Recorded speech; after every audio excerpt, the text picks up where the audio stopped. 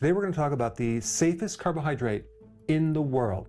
I want you to do an experiment. I want you to get a piece of bread, which is not necessarily sweet, and I want you to take a bite and start chewing it. What you're going to notice within 20 seconds, it's going to go from not being sweet to being very, very sweet, almost like you're chewing on sugar. Now, what's really interesting is this bread has no sugar in it, but it turns into sugar from the enzymes in your mouth that break down what's in that bread. I want to share some fascinating things about carbohydrates and make it really simple so there's no more confusion, because there are so many people that don't know what I'm going to share with you. There's all these foods out there that are carbohydrates that actually have no sugar. And so sometimes people think, oh wow, those are okay to eat. So today I'm going to share some very fascinating things related to the carbohydrate. And I'm also going to explain why some people seem to get away with eating any carb that's available.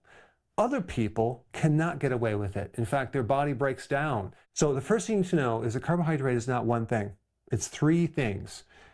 You have either a sugar, a starch, or a fiber. Most people know what sugar is. And then what's a starch? A starch is just sugar packaged in a different way. So a starch is a chain of sugar molecules. And then we have something called fiber. Our bodies cannot digest fiber, but we feed the microbes in our gut the fiber. But the fiber does not turn into sugar. So out of all of these, which one is the safest, okay? And also which one's the dangerous one? Let's get into the most dangerous one first. Remember I said that certain people can tolerate and get away with any carbohydrates and other people can't? It really boils down to this one hormone called insulin right here. If someone has a healthy system with insulin and it's able to process the blood sugar correctly, they don't seem to have a problem. Because what happens when you consume carbohydrates, the blood sugar goes up and then insulin comes in there and clears out the glucose from the blood.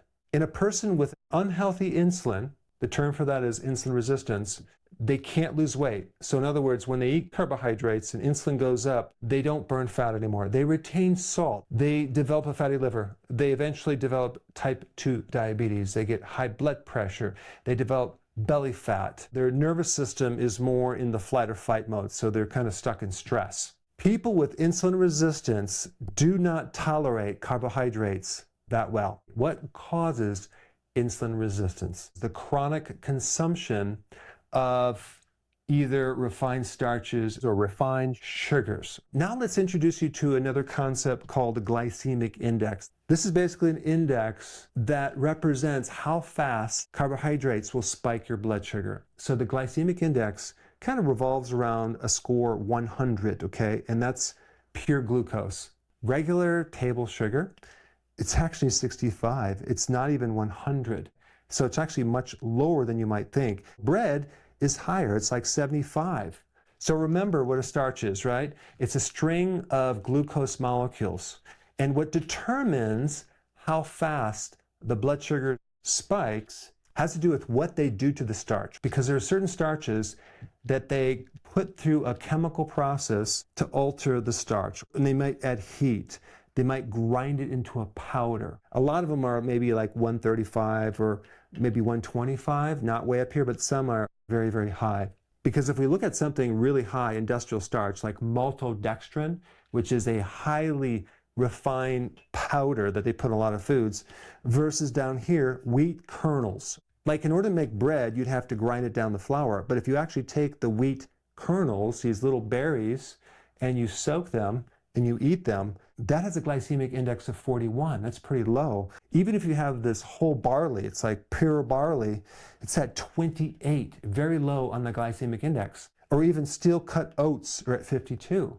But the big question is, who's going to consume this stuff down here? They don't. They consume things much higher on the scale. Other things influence insulin too. How much muscle that you have. Your muscle is a sink or a backup to hold a lot of this dietary glucose that you consume. And this is why even bodybuilders can get away with carbo loading, because they have so much muscle to hold all this sugar. And then if they're working out, doing weight training, guess what? The contraction of the muscle will burn the sugar. But then let's take a look at someone who's sedentary, okay? Someone that doesn't exercise. within a week of bed rest, like you could start developing insulin resistance. It happens that fast. So a lot of people ask me, what supplements do I recommend? Now, of course, I'm not biased of my own high quality supplement line, but if you go to Amazon and type Dr. Berg supplements, you'll find more information. Then you have sleep. Even a couple nights of insomnia can start to affect the receptors for insulin and make the insulin receptors less sensitive. And then the same goes with stress and also fructose. And I'm mainly talking about fructose in its pure form, which is not natural, but a tremendous amount of people are drinking isolated fructose in the form of high fructose corn syrup, which is devastating on insulin, okay? Not directly, but indirectly from the liver. It can cause insulin resistance pretty darn quick. And number 6 is belly fat. Once you have visceral fat or fat on your liver, it becomes a new engine or a machine that generates more insulin resistance on its own. And this is why a lot of times you can't just give up carbs and fix insulin resistance. You have to work on all of these factors and give it some time, because usually it takes 10 to 20 years for a person to develop insulin resistance and then prediabetes and diabetes and all of these things right here. I have a free download that I want to give to you. This free download is my daily routine in a checklist. This is a routine that I use every day to feel like I'm 18 years old, even though I'm 60 years old, and I want to give it to you for free. And so there's a little link down below. Click it and definitely download that. So this is why it's so important when you go to the doctor, insist that you get a fasting insulin test, and you want that number to be below 5. All right, now let's go further down the glycemic index and get down to something called non-starchy vegetables, okay, which just happen to be the safest carbohydrates in the world, and I'm going to explain why.